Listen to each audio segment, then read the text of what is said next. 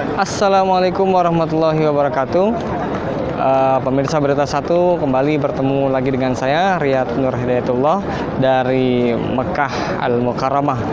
Kalau kemarin saya sempat membagikan kepada pemirsa pengalaman apa saja suasana di Masjidil Haram pagi hari.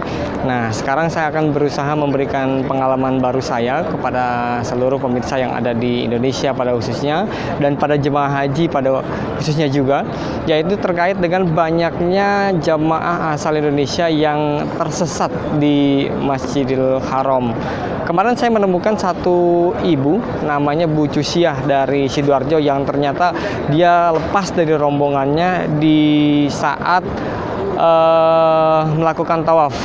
Jadi Bu Cusiah ini terlepas dari rombongan dan untungnya Bu Cusiah itu memiliki nomor handphone Ustadz pembimbing dan langsung saya hubungi dan mereka akhirnya bertemu kembali. Kemudian saya juga banyak menemukan jemaah asal Indonesia yang tertinggal dari rombongannya dan itu jumlahnya cukup banyak ya, masih signifikan.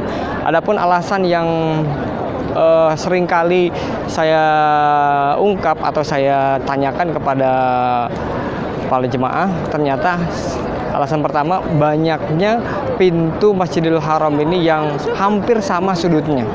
Jadi kalau kita tahu bahwa Masjidil Haram ini memiliki ratusan pintu dan hampir mirip.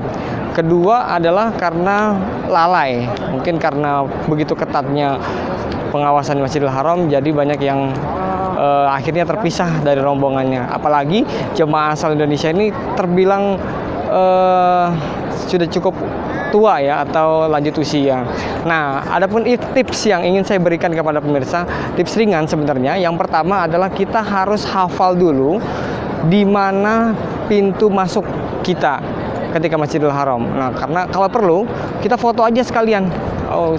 Kita foto sekalian Masjidil Haram. Nah, di belakang saya ini adalah King Abdul Aziz Gate atau gerbangnya Raja Abdul Aziz. Foto aja untuk mengingatkan kita bahwa kita masuk dari gerbang itu.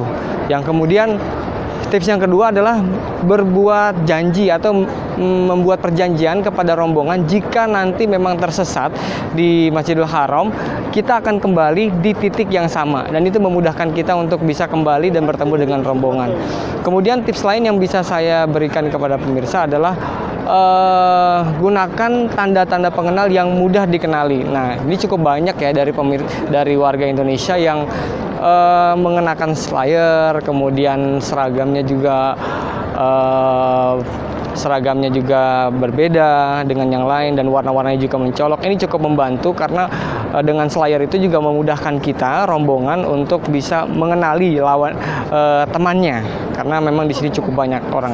Dan tips yang terakhir yang juga saya temukan dari banyak jemaah Indonesia adalah maksimalkan handphone kita. Di handphone itu ada bisa nomor telepon dan Google Maps. Google Maps ini sangat membantu untuk menentukan di mana hotel kita, kemudian di mana arah kita dan arah ke selatan atau ke timur dan barat. Gunakan kecanggihan teknologi tersebut dan memang banyak sekali dari warga Indonesia ini ternyata yang tidak membawa nomor handphone dan itu sebenarnya menyulitkan saya untuk membantu ketika ingin membantu mereka menemukan temannya karena tidak bawa handphone. Ya tadi alasannya banyak dari warga Indonesia yang ternyata juga sudah lanjut usia. Demikian laporan dari saya, Riyad Nur Hidayat, Muhsin Jalal, Berita Satu, Mekah, Arab Saudi.